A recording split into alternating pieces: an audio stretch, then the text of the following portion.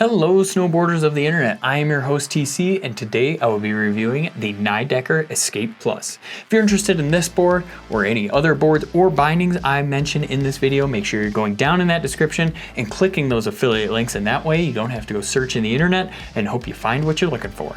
This board is equipped with Nidecker's camber profile called camber. Imagine that, just straight up camber, no fancy words for it. So what that is from contact point to contact point, you have that classic camber like you grew up with if you grew up snowboarding in the 90s or the 80s or anything like that.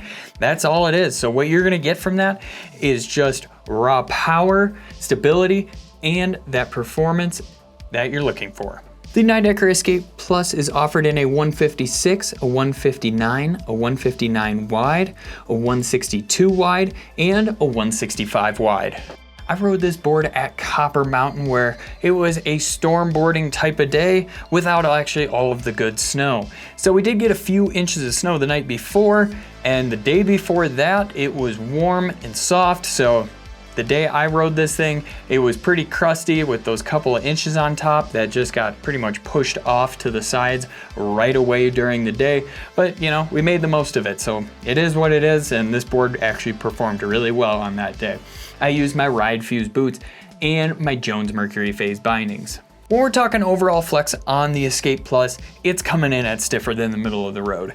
Not like crazy stiff, but it's definitely in that sweet spot where I can't call it middle of the road and I can't call it stiff. So that is what it is. And when it is torsionally twisted, it feels about the same. You're gonna put in some effort when you're torsionally flexing this board. And that really goes hand in hand with stability because this board is crazy stable. It definitely feels more damp than the regular Escape does. So if you're looking for a little damper option, this is definitely a good one, but this thing is made to charge on. Like, it will just go right through all of that crusty stuff, those push piles. Didn't matter what was underneath my feet, this thing was going through it, and I really wasn't feeling everything actually coming through the board. So it did really well there, where it does have some lively tendencies to it, where it really wants to spring in and out of those turns, but it still dampens really well, where you're not getting a whole bunch of nose or tail vibrations coming through this thing. When I loaded this board up to ollie it, it felt amazing. I definitely had to put in more work than say when I was ollieing on the regular Escape, but this thing just returns that tenfold. It did really well, even in those uneven conditions, those crustier takeoffs with just moguled out landings. This thing just went through it all. It had no problem holding its edge on the takeoff, and then in the landing when there was all those push piles in the way, it just bowled right through them. I had zero issues there.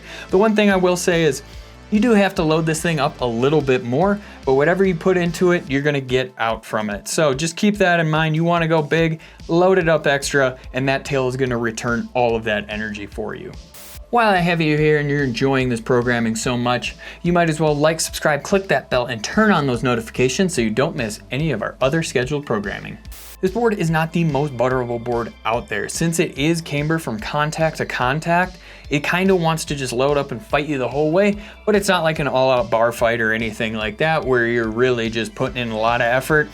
It's pretty much right in the middle, where since the nose is longer, you do have a little bit bigger of a sweet spot. I expected it to be a little bit easier than it actually was, but I still had to put in a little bit more effort, where this Nidecker logo on the nose is a good indicator that your hips have to be in front of that to really find that sweet spot in the nose.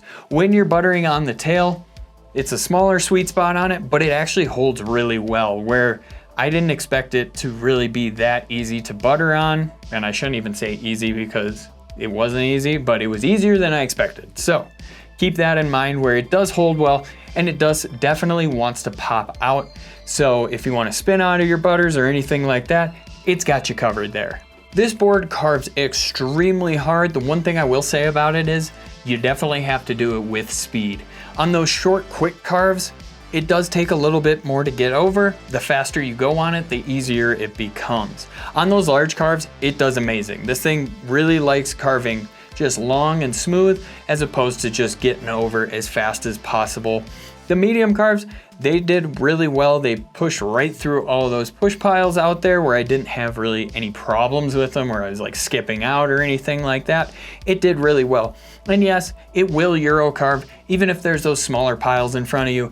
it'll still make it through them with enough pace to really make that thing all the way around. Rider in mind. This board is made for that aggressive, just absolutely advanced rider that's gonna go take those just gnarly lines, probably hit some rock drops, just charge through the trees, and they're gonna probably have to do it on days that are less than ideal conditions with low visibility and crusty snow. Doesn't matter to them, they're still gonna be able to rip through all of that on this board. If you're looking for another way to get involved in the Angry Snowboarder community, head on over to Angry Snowboarder VIP. What is it, you might ask? Sure, I could explain it here, but I don't want to spoil it for you over there. I really had a great time on this board.